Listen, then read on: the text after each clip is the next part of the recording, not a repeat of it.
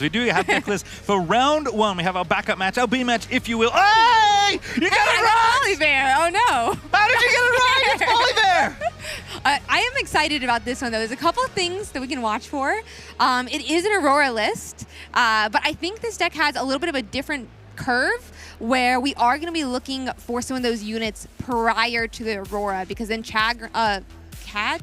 we were told how to spell this card earlier. Yeah. It's like Cadrigan. Cadrigan. That's what I'm running with. Cadrigan is able to draw off these mighty units. So we'll have to see how it plays out, but very excited about Volibear. Yeah, Volley definitely has the advantage of being able to cast quite a few of the targets that you'd have for Aurora. So unlike maybe the MF Aurora decks or the Civ Aurora decks that I just want to play, a low number of units, like 5. Well, we have 3, 6, 9. We have 12, actually 15 with the Minotaur Reckoner and then. So the hits won't be quite as high rolly, let's say, but you will consistently put good threats onto the table.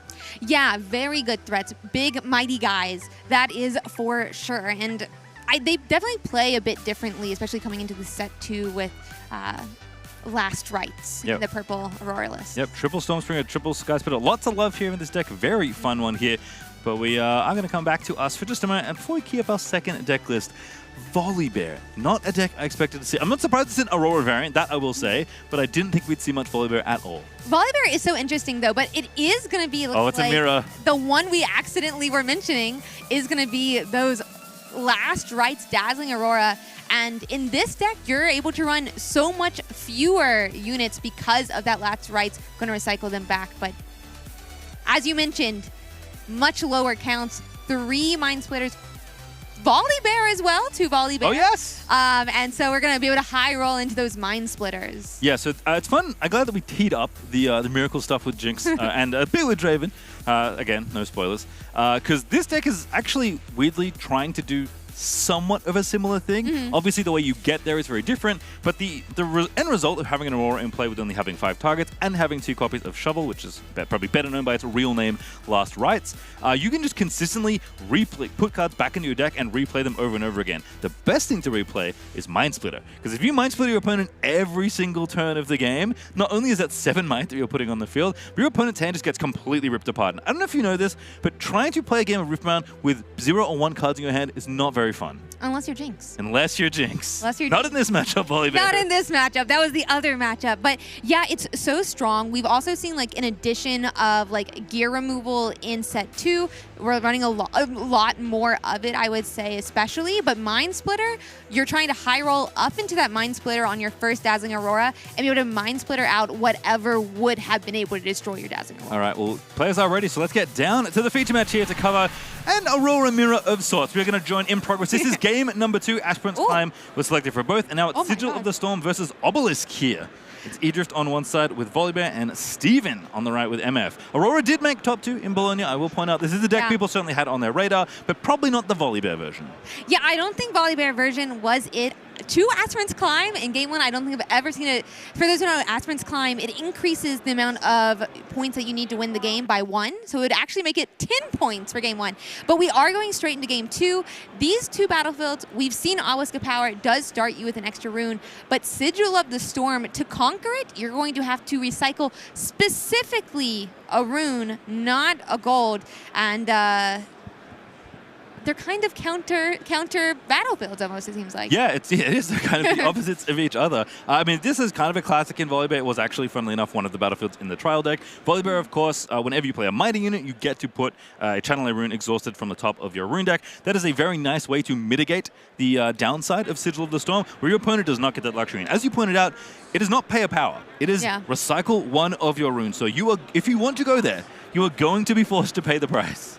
Yeah, very important in set 2 where we now have gold that can pay the power, but all these seals running around. Yeah, seals as well. You can't use those, and it'll be interesting to see what they decide to mulligan. I did see that Steven had a punch first in his hand. We are mulliganing after that, but punch first is plus Aurora? 5, and it's definitely something that they would want, I feel like, against these huge, mighty units of Volibear. All right, see Aurora for the 1 Aurora player, so that's a good start there for Steven, who did win game number 1, I may add again. We are joining in progress here in game number 2, so it is 3 runes channeled and a pass from Steven into 4 runes channeled here for EDrift into Confront. Cycling that there. Not going to ready anything, just wants to draw another card. Again, both players are speed running to play the first Aurora. Yeah, they have Oh my gosh, we have so many pretty Nexus Knight runes on the Misfortune side. But Confront, it is basically to draw a card here. We do have the Dazzling Aurora on Steven's side. He's at 5. We were able to play, we play Catalyst of Aeons, which is really nice to ramp up here for 2 more runes. And we're just trying to get to 9 runes as fast as possible to be able to play that Aurora. You know what 7 plus 2 is? 9. It is 9. And I see 6 runes exhausted thanks to that Catalyst. I see 1 over there. I see 2 more channeled onto the battlefield. And here I see an Aurora. Plop down onto the battlefield here for Steven. Gonna win the race to play the big gear. That is rough, getting it immediately down. We'll have to see what he hits. I'm not sure if EDrift has a Dazzling Roar in hand as well, but if he hits Mind Splitter, but it's Volibear. Where's your high roll now? I mean, still pretty good. Yeah. I mean, both hits are good. That's the nice thing about this version of the deck, right? You only play 5 units, so if they get stranded in hand, it can be kind of a feels bad for Aurora. But Akshan! Gonna take away the Aurora! That's so sick! So Akshan is such an interesting card. You're able to take control of your opponent's gear until the Akshan dies. So you thought Steven had an Aurora. Joke's on you. Ed has it now, and it looks like we're gonna get to use it. What will we hit? We see another Dazzling Aurora. We're gonna hit Minotaur, which is going to disable a lot of the movement cards that this purple Misfortune also has in the deck. Actually a card that you've seen a decent amount of decks here if they're in the Fury domain. Units can't move to base the exact text on that 5 drop. Not the biggest hit. Again, this Volibear deck is kind of playing a more medium set of units and playing way more of them. But stealing your opponent's Aurora, I thought it was Jova. It may be, but for the other player. Volibear going to go to the Obelisk, though, and get the first point. 10 might, it's a 12 drop, but 10 might, if you go somewhere else, I draw a card. And there's, oh goodness! Oh no! Fading Memories! And yeah, that's we're gonna have a reader on stream for the first time. Fading Memories makes a gear be... Ephemeral? Temporary? Temporary, that's the word. Yeah, at least I'm 97% sure. Yeah, temporary.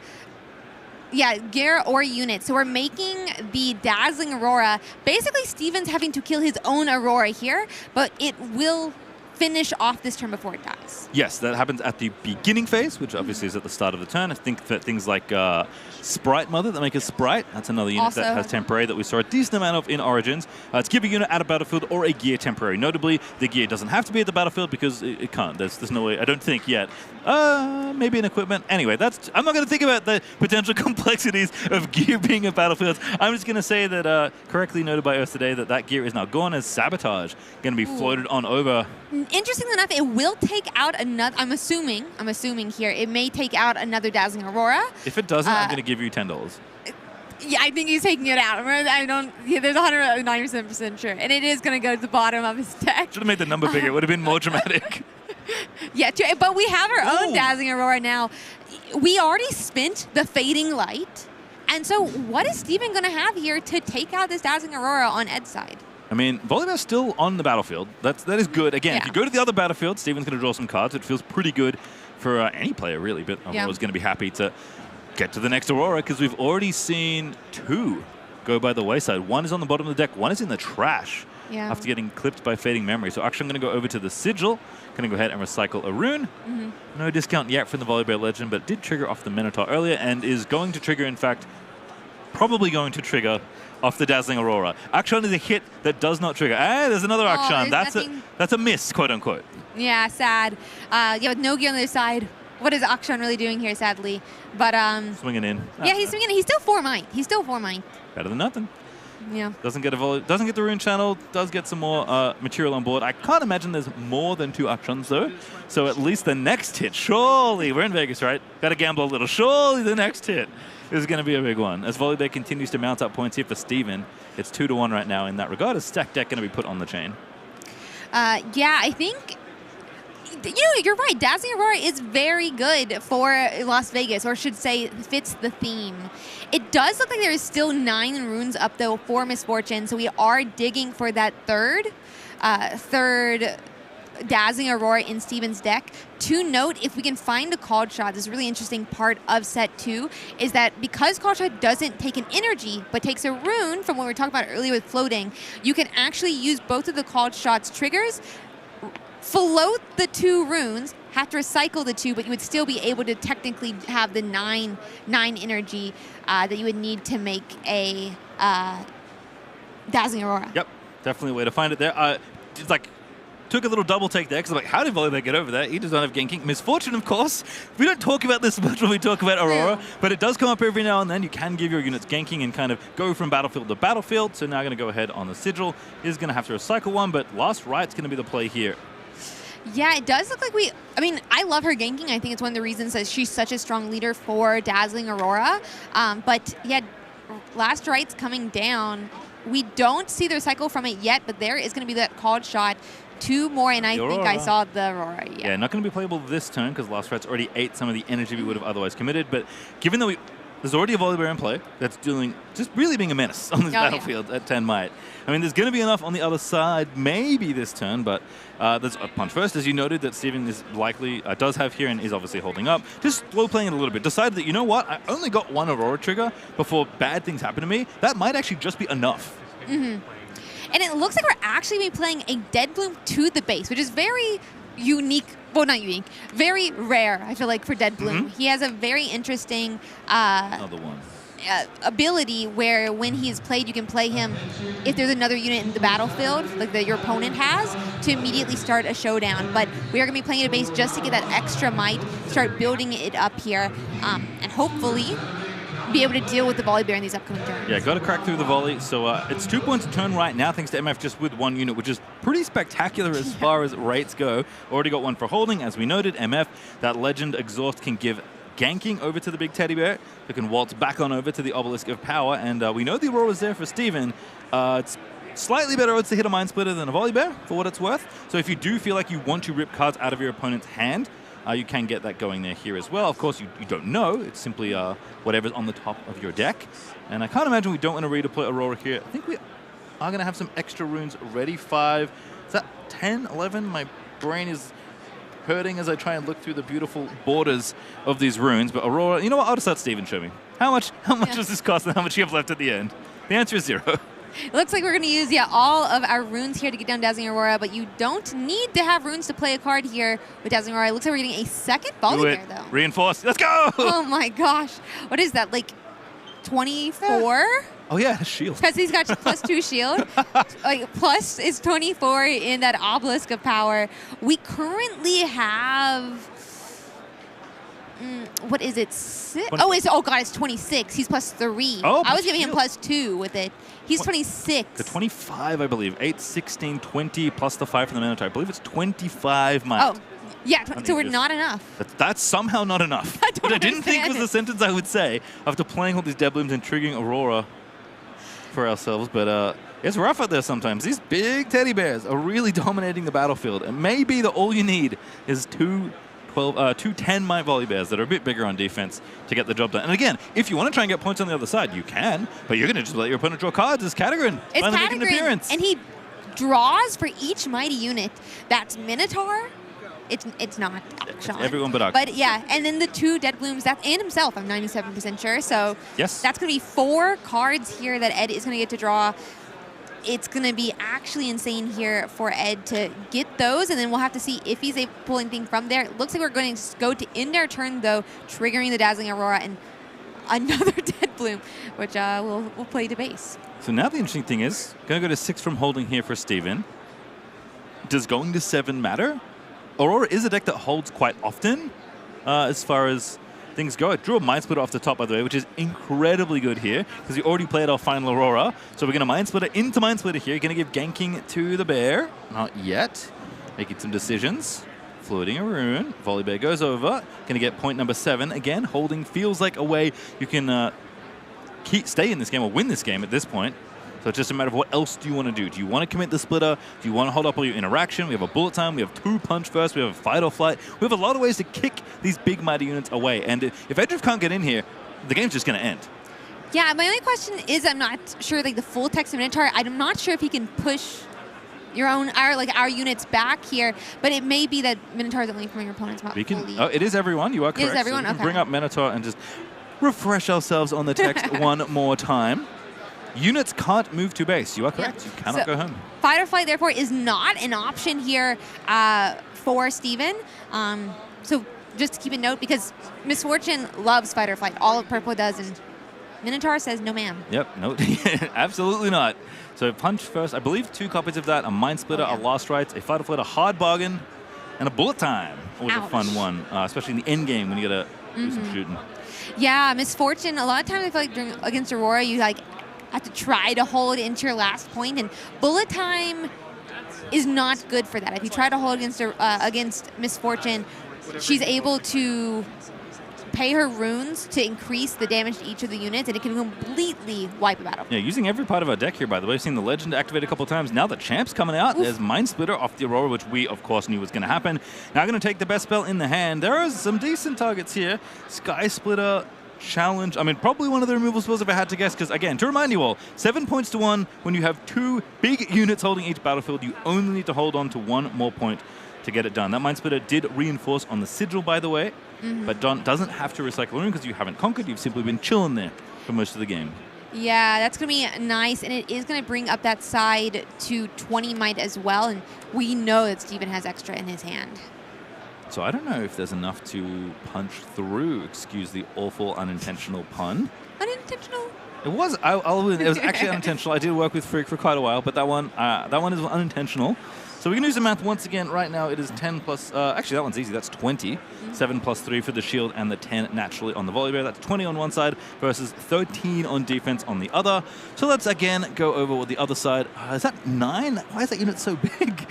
He's gigantic. We did get that challenge discarded by Mind Splitter, which I feel like is going to hurt. Challenges are really nice... I mean, I think it's also an action, but it's a spell where you're able to basically...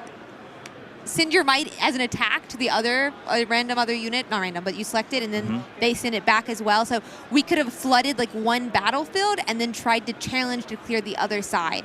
But I'm not sure I don't think he had a second in his hand to be able to do it now. Okay, so while you were talking, I did try and do the math. I think it's 42 on... 42 might on the side? I think so. That's insane. Is it 8 each for Dead Bloom or 6? I think it's... 8. Production pull up Dead Bloom Predator. 8, 16, 24 plus 9. That's 32. Did I do that? No, 33. Oh, God. Yep, 33. Plus 4 is 37 plus 5. 42.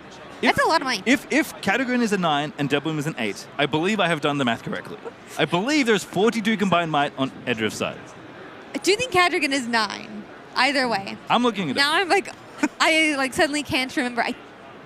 It looks like an 8 from here. It's a 9. Cadrigan is an... Oh, I'm meaning the Dead Bloom. It looks like an 8 from here. I think it's an 8. So if that is all true, that's I a believe lot the of number money. is 42. The answer to a lot of questions. Some very meaningful here. So that is enough to break one of these battlefields. But you do need to kick all units off all battlefields. Very true, yeah. And so we'll have to see what they're able to do here. I mean, you said could take one side. We do have to be wary of those punch first. And I mean, Ed kind of has to not care what's in hand in the case that it's the last turn. He can't really wait any longer. So he's going to have to punch into it and see what comes down. It looks like we are bringing Snapvine. Yeah, Carnivorous Snapvine. He's able to deal his might as an attack to one of the units in the battlefield. Doesn't look like it's going to kill anything here. It will die itself, but it will be extra damage that gets calculated into the showdown. Yeah, just have to mark 6 damage. 6 again, going for the Volibear once more. So remember, one of the Volibears has Deflect. This one has Shield. Shield, as we pointed out, not good if you're not actually getting attacked. So we're going to clear that out with 2 Snapvines, even channeled an extra rune thanks to the Volibear Legend. And then we are going to move in onto these 2 different battlefields. And all of a sudden, it is 13 versus 13 and 7 might onto, not 20 and 13. That's a big difference. Huge difference, and it's going to be at least nicer to go into. We still have to worry about, 4, 5 runes on Steven's side, but we may have the might to do it now. As you pointed out, though, you can't play around everything. Exactly. So now it has to decide, what do I think I can play around? We know there are 2 punch firsts in Steven's hand. So they're going to move in with, I have to do it again, 21 might, 9, 17, and then 4 is 21. So a good number in Vegas. 21 versus 7, certainly going to seem big enough. And 10 plus 7 is only 17. Yeah. 21 is still a bigger number than that. Yeah, so it looks like we are going to be trying to work here. That doesn't work. Yep. Points to the Minotaur! Oh, ouch. And that is going to be Fight or Flight stopped by the Minotaur. It's a little rewindy. Yeah, I don't know if they, but yeah, so fine. it does get stopped. Misfortune You cannot loves do it. that. Yeah, sorry. You cannot fight or flight a unit back to base here, as you pointed out. Yeah, you can't fight or flight him back because of that ability of the Minotaur, really stopping some of the kit that Misfortune relies so heavily on, and does look like Steven was depending on here. Yeah, it looks like we are going to have, I assume, a little bit of discussion here with some of the judges at the table. But in general, it feels like that's a spot where, player didn't realize, typically finds a rewind in spots like that. I'm certainly not going to speculate. I'm simply going to commentate the game as it continues on. And it looks like we have rolled back to Steven's action on Showdown as well. And I will see what Steven wants to do. Because as we pointed out, needs quite a lot to overcome this 7 versus the now 21 rumbling in. And as we kept doing math, it is only 13 with the shield on the Volibear side, and there is more than 13 waiting in base. Yeah, to note though, it is not 13 if we see that challenge. I saw a challenge in Misfortune's hand, but it's only a 10 in challenges if we see that come across. It is only a 10 if we have more damage come down, but it is 13 if we end up going in with the 16 of the Dead Bloom, or 21, as you mentioned, with the Minotaur. A lot of 21s. I mean, I guess 42 does split quite evenly into 21. So 2 pretty good takes here as Mind Splitter is going to go bye-bye. And EDrift's going to start crawling back into this game. Again, Steven is at 7 points today. Oh, and Mind Splitter, it's going to be free. Free?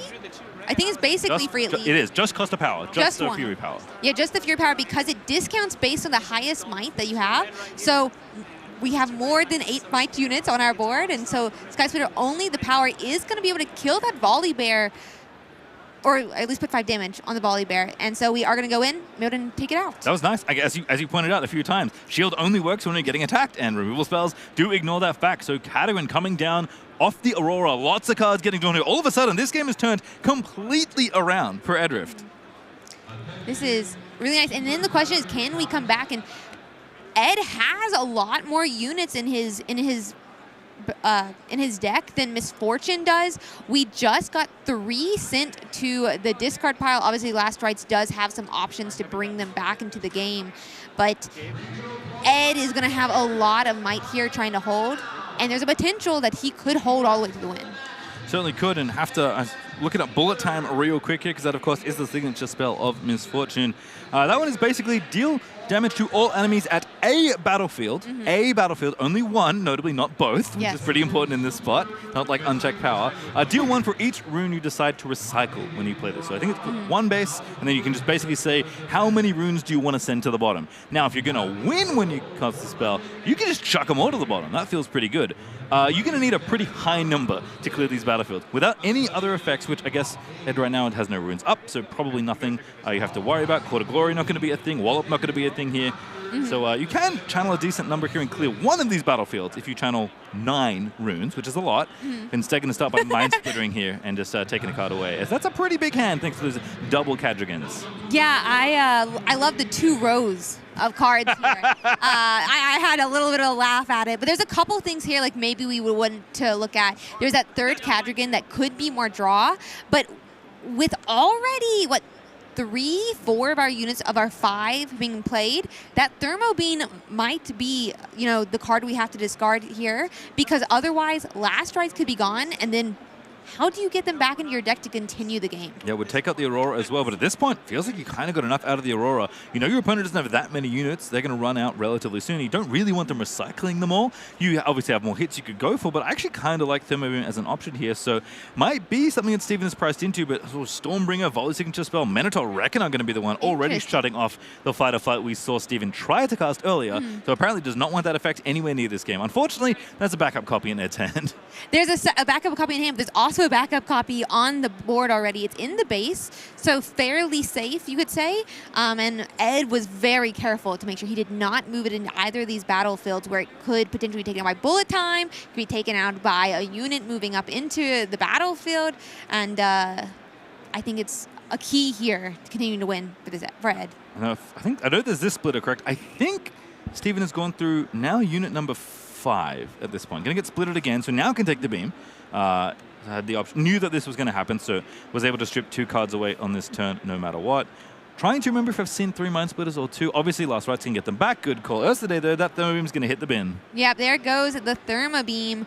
Trying to protect Last Rites, because I think that's just something that's so interesting about this Aurora list. Last set, we saw 9, sometimes more. I mean, Ed's list has a lot more units in it, and one way that deck would lose was you would run it out of units. And here, Misfortune going down to 5 units has even more of the risk, really relying on that last rights to bring them back in. The other thing, though, is like, do you even have enough stuff?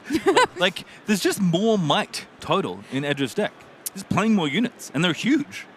Yeah, I mean, I would say in Misfortune, you only rely on the big might of Volibear, but what about when you're against Volibear? I don't know. Reckon they're going to come down. A bunch of your tools are getting turned off here thanks to these 2 Minotaurs that are just being chilling in base. 5 points for holding, from 3 to 5 this turn, sorry, from holding. So gonna presumably go to 7, and then all of a sudden we'll be back in an interesting spot where a player can win by holding at 7, but now that's true for both players instead of only one of them. Yeah, this is going to be a difficult spot, I think. Looks like Ed is playing his... I think, yeah. Oh, okay, so that was from hand. Yep, from base. That one moved in. Oh, from base. Okay, sorry. So we're just holding even more, moving more might into it. What do we have left? Oh, nothing. We're fresh out. Did we just... Ouch. Something in hand, perhaps? I'm trying to count. I think there's 15 units in the main deck, but we are in game 2, so some might have been sided out. Yeah, he did have another Minotaur in hand. He had another Cadrigan in hand. He had... Oh, you're right. That seems like most of them. Yeah, so it does seem like they're mostly in his hand, potentially. I'm trying to think if there's like any way that he can recycle them back in his deck as well if they're in the discard pile. And I'm not sure. I don't think so, but we'll have to keep our eyes peeled, perhaps, for something like that. Eyes peeled. I think it is very telling that this Minotaur is important for EDrift to hang around. We know Challenge can snipe a Minotaur in the back, but not both of them if you only have 1 copy of that card. So really valuing keeping things like Fight or Flight at bay. And Aurora, some cards are just a little clunky, right? Like, your ramp is really good at getting your Aurora out early, which is exactly what your deck wants to do. Doesn't really do anything once we've churned through basically all the Auroras in the game. Yeah, definitely great point. Once you've already gone through them, what is this Catalyst of Aeons doing? What are like different things like Mobilize doing? It's a great point that like once you're there, what are you going to do? I will say, I guess there's some world where like we don't have 10 runes down. If we ever want to play the Volibear that's in our spot, we do need more runes. I completely forgot there was a Volibear in that spot. Yeah, I was actually thinking like, are there any other Volibears in his deck? I don't think so. And it's like the one time you would want your chosen guy to actually play it on the Aurora. But yeah, there is that option as well to bring him in. I will say, it does look like Ed's deck is a little bit built for playing from hand more because we see Confront, which allows him to come in ready. And so he still could play Cadrigan ready with Confront even. I'm trying to think. Or Volibear. For Steven, I think you have to try and make a push to win this turn. And I don't think you can win this game by double conquering, which means you're now trying to win by holding. And if you're trying to win by holding, you have to break one of these battlefields first. So we're going to pump up a Mind Splitter here with Punch first. That's going to go from 7 to 12 power, 12 might. So 12 might on this one. It does, so both battlefields, okay, top battlefield is... I did the math already. Oh, you did? 25. Oh, God, 25. And then the bottom one is 1 left. 17 plus 4, 21. 21, okay, you've already done it. Yeah, we're not fully there yet. I'm glad you did the math. We did challenge Cadrigan, though, so... Oh, Swanstead. Out of there. Still 12 down there. Gets punched by the big Mind Splitter. Rumbling on in. Hello, my giant Mind Splitter would like to take out your units. You only have 8 plus 4, that's 12. Hey, I'm rolling with a, that's also a 12. So oh, wow. Showing something here. Sky Splitter. Gonna try and change it here. There's a hard bargain available. Steven does have a window to play this as a reaction if he wants. Is gonna go ahead and do so, cut that off. And I think the plan right now is to hold this battlefield and then just send it with your bullet time. It looks like that could very potentially be the way to win here. We do have 2 units as well in base, so as long as they're able to make their way in, Shovel? Yeah. 7 and 8 points. Well, okay, this is nice. This is really nice. Okay, so here's what's happening. Shovel's getting equipped. We are recycling 2 units. That is the cost of equipping a shovel. Both Volibears are going on the bottom of the deck. So we are going to hit a Volibear if I've done if I've counted units correctly. So that means a Volibear is going to join this battlefield that has this Mind Splitter on it. The Sky Splitter actually took out the other Mind Splitter that had already been marked for damage. So that Mind Splitter didn't make it. But the backup Mind Splitter is going to make it. So that basically traded off because they just left both at 12. MF's going to go over here. And I think the plan is, I mean, bullet times are going to do that much damage out at this point. It was much better when you had 8 runes that you could potentially channel away from it. Now you only have 4. But trying to hold up enough spells here to just hold for this final point, because I don't think if Ed double holds, he's basically in the same spot. So you have to get on base first and then just try and hold on for this final point. as we're going to flip over quite a few cards here. Again, there are 2 Volibears on the bottom. At light speed we go. I will say the one negative thing about Aurora is your opponent gets to see your entire deck. But yep, there is that Volibear. I like it. I think there's aura. So showing your opponent Aura? entire deck. Yeah, I think it's just like, look at what I have. Aren't they great? Very dazzling. Can you beat this? All right, so 10, 7, 17 plus 4, 21 once again, plus 2 might on the shovel.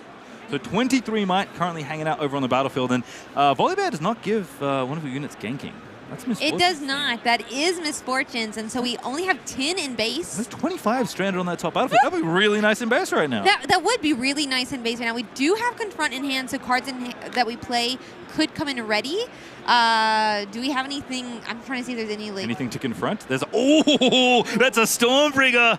There is a sweeper in the hand. That is going to do a lot of damage. Choosing it in your base. I'm going to choose this 5 might one. Deal damage equal to its might to all enemy units out of battlefield. Then move your unit here.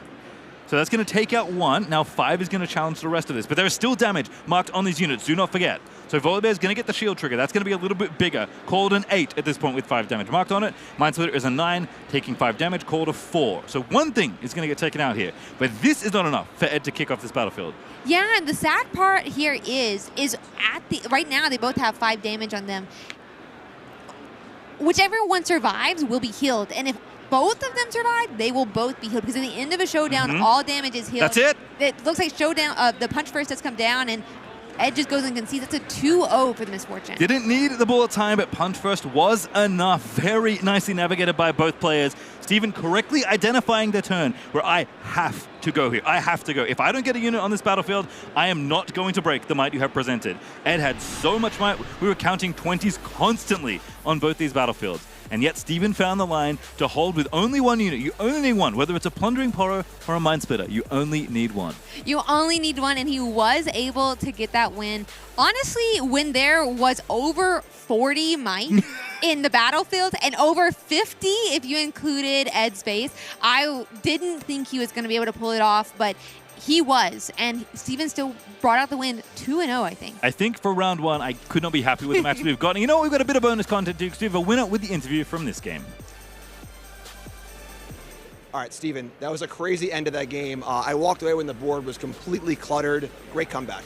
Yeah, it was pretty bad. He got, I think one of his battlefields had like 20-something might, and the other one also had like 22 might. I think it was like 22, and he had 10 more in the base. That was... I wrote you off, and maybe I shouldn't have, so I walked away, and I'm like, wow, you won that one? Great stuff. So, Emma for Aurora, why'd you choose it for the event? Honest answer, I feel like there's a lot of Draven representation, and I do fairly decent into it as long as I see Aurora. I think the hard part is when I run into Miracle and they high roll, but besides that, I also did not have a lot of testing going into the event, so I felt like playing something that's pretty simple, like ramp up, put down Aurora, put down your bodies, and just try to play it out from there was a lot safer than trying to like play something complicated, really, like without much practice.